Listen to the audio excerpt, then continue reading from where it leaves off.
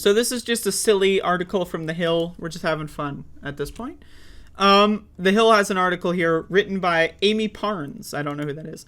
The 7 Democrats most likely to run for president if Biden bows out. So my first, before I go into this, if Bernie Sanders is not on the list, I'll be upset. So anyway, President Biden's statement this week that it remains to be seen if he'll run for a re-election has prompted more Democratic chatter about whether they'll have a different candidate for the White House in 2024. If Biden doesn't run again, a number of Democrats are expected to wade into the presidential waters, but even Vice President Harris doesn't seem as a definitive leading contender in such a situation. Quote, "There's not one clear candidate and there's not a rising star," said one top Democratic donor. Here's who is generating the most talk and the most confidence. So I'm assuming that this is in a list of no particular order. Kamala Harris. Oh, wow.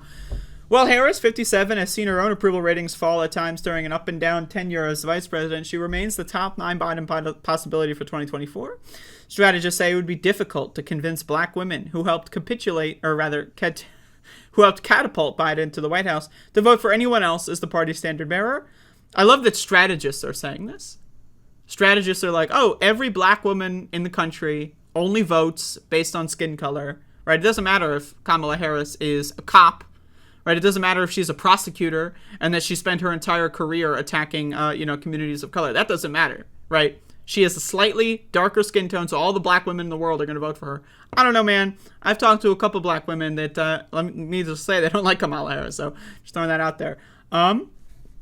So no one's going to win the nomination without winning the South, okay?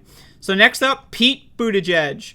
Again, Pete Buttigieg, of course, I would be remiss if I didn't go out there and say Pete Buttigieg is the proto-Trump. The proto-Trump. What did Trump do in the 2020 election, the general election? What did Donald Trump do? He pretended to win an election that he lost. He came out there on election night before the votes were counted and claimed victory. What did Pete Buttigieg do in the Iowa caucus? He came out the same night before the votes were counted and declared victory. In both cases, they lost. In both cases, they both pretended to win. So, again, I don't know. Do I want an election denier going up against another election denier? I don't know, man. So I'm just going to skip the Pete Buttigieg. That's really all I have to say with that. Governor Gretchen Whitmer. The two Biden administration fixtures are on the top. The two Biden administration fixtures are on the top 2 non-Biden Democrats on our list, okay? The most likely alternatives after them are 2 governors. The first is Michigan's governor, who came closer than many realized to being Biden's pick for vice president. Now, Whitmer, 51, is catching the eyes of Democrats as she runs for re-election. She's running for governor again in this year's midterm. This week, she opened up a 16-point lead over her Republican opponent, Tudor Dixon, in a Detroit Free Press poll. Whitmer has made it a point to lean in on abortion rights in particular. At a recent event, she highlighted her role in the fight. Quote, "The only reason Michigan continues to be pro-choice is because of my veto and my lawsuit." So anyway, I would say on this list so far, Gretchen Whitmer, she's not perfect, obviously, but I'm going to say she's probably the best on the list. But all right, Governor Gavin Newsom. What is this, by the way? What is this thing he's doing? So, what is that? How do you even get your hand to look like this? Okay. Who speaks like this?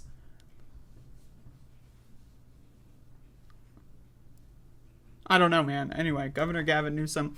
He's been in the news a lot. He's been doing a lot of bullshit going on in California. Some good, some bad.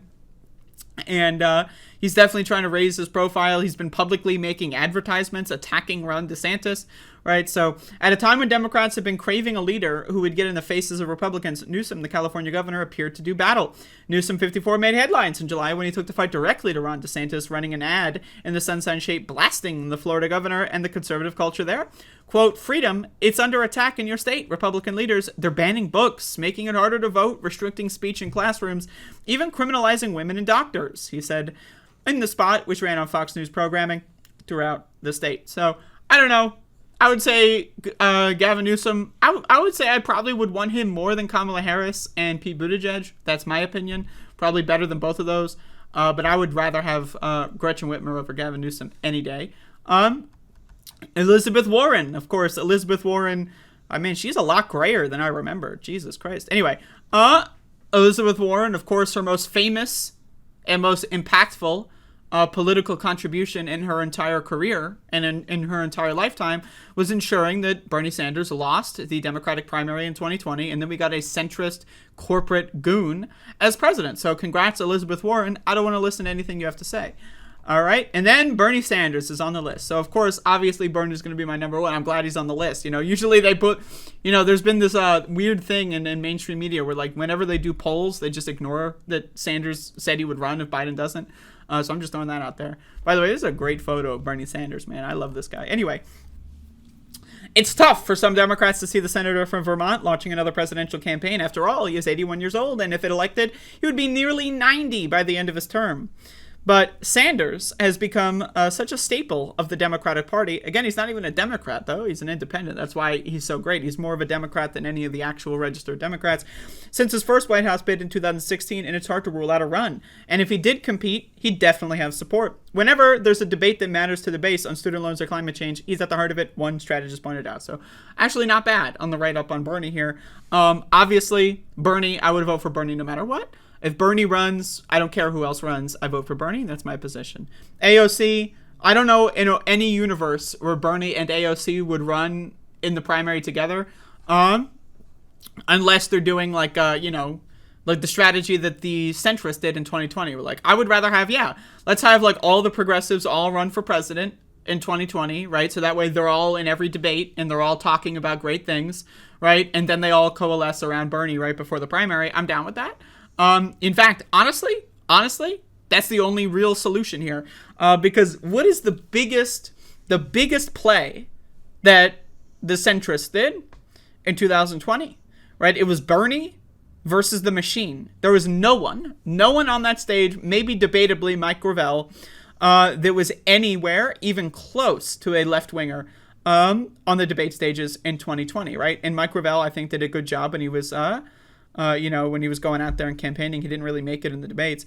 But again, that was their strategy. Throw everyone at the wall, coalesce around Biden right before the big election, and just waste everyone's airtime, dividing debates into 2 nights, wasting everyone's time, right? So honestly, I would like to see a lesson learned on the left. If every progressive, all of them, everyone in the squad, right? Fuck it. Let's pretend Elizabeth Warren's on our side for this one, though not really. Every progressive anywhere runs for president, gets on the debate stage just to talk about progressive ideas and all that kind of stuff. And then when the push comes to shove, they all coalesce around Bernie. That's the ideal solution. So AOC, okay. Almost no one in the Democratic Party has had the meteoric rise of AOC as she's known. What the fuck? And while most strategists doubt the Congresswoman from New York will run for president just yet, her name is constantly bandied about when what the fuck?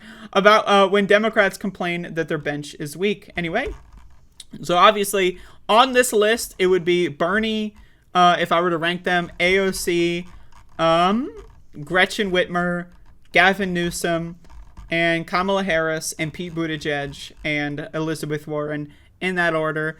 But anyway, I personally don't think Biden is going to run. I understand why he would pretend like he's going to for the midterms. I don't think he's going to run. So if that's the case, Bernie has said he would run. Now, again, he didn't confirm it. He's not saying outright, I will 1,000% run if Biden drops out. But he said probably he would run if Biden dropped out. And so if that's the case, I would go with Bernie all the way. In fact, let's not have that bitch on screen for as long as possible. But my pick, Biden, or rather Bernie. But yes, my pick is Biden. I'm a Biden voter, of course. No, but my pick is Bernie on this list. And as soon as Bernie launches his campaign, I am going to sign the fuck up. So that's my opinion. Anyway, fun little list. Every once in a while we got to do some fun listing, some battle rankings, keep things light, keep things fun. But there you go.